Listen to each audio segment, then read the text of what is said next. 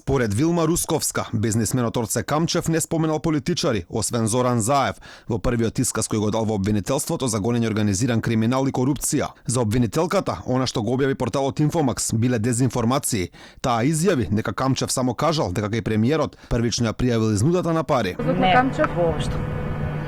Заев е спомнат само во делот каде што кажа Јордан Камчев дека пријавил кај него. Ниеден друг политичар не е споменат. На ваквата изјава на Русковска реагира од опозицијската ВМРО ДПМН. Од таму велат дека станува јасно дека таа нема намера пред лицето на правдата да ги изведе главните актери во случајот Рекет. После денешната изјава е јасно дека Вилма Русковска застана во одбрана и на Зоран Заев, и на Кики и Фрики, и на Шеки, и на сите функционери на СДСМ инволвирани во политичко-медиумско обвинителскиот рекет.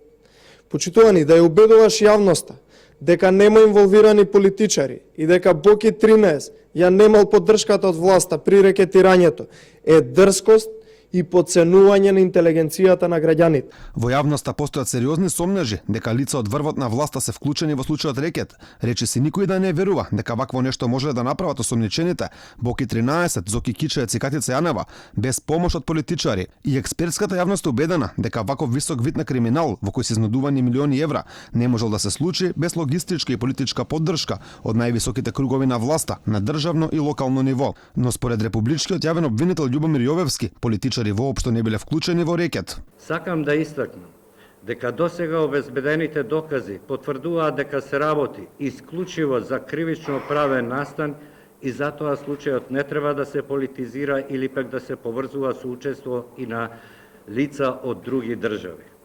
Нагласувам дека нема ниту една индиција дека незаконски прибавените средства завршиле кај домашни или странски политичари. Инаку последен кој даваше исказ како сведок е поранешниот директор на Тимобил Жарко Луковски, потврди Русковска. Иако повеќе од 40 дена е во притвор, исказ во обвинителството нема дадено Боки 13, кој како прво осомничен сигурно најмногу може да помогне за проширување на истрагата. Според обвинителката, која изјави дека во тек била финансиска истрага, се уште немало потреба Јовановски да биде повикан. Боки 13 кога ќе го повикате на вест? Кој ќе оценам дека треба да го повикам совише. Уште нема потреба, нема. Инаку управата за јавни приходи реши да започне со чешлање на правните субјекти поврзани со Боки 13, повеќе од еден месец откако случајот Рекет беше отворен. Меѓу другите, ќе се проверува финансиското работење на невладината меѓународен сојуз, преку која Бојан Јовановски е поврзан со лица од владачката гарнитура. Таму, член на управниот одбор е заменик градоначалникот на Скопје Енвер Малити, како и Владо Богоев, татко на градоначалникот на Карпош Стефан Богоев. Дел од основачкото собрание беше портпаролот на СДСМ Костадин Костадинов, додека пак титулата почесен председател ја доби претеничката од власта Фросина Ременски. Покрај поддршката која Меѓународен сојуз и Боки 13 јавно ја добива од власта, општините Битола, Карпош и Куманово, со кои раководат кадри на СДСМ, има потпишани договори за соработка со невладината на Јовановски.